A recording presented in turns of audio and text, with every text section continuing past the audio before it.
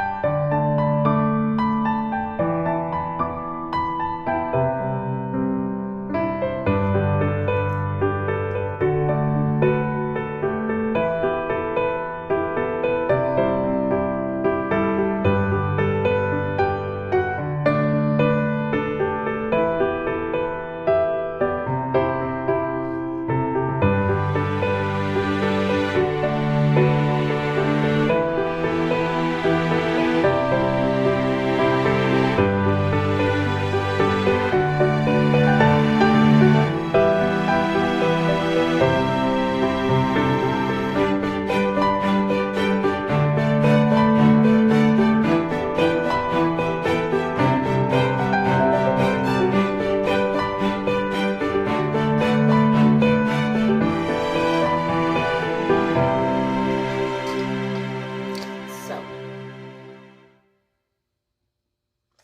this will be the end of the tutorial. So I hope you like my um eyelash, so yeah, I hope you like the lashes, and I hope it was easy enough for you to be able to learn how to do yours at home, so you don't have to waste your money going to the store. So thank you for watching, and let me put on my lip gloss. Yeah.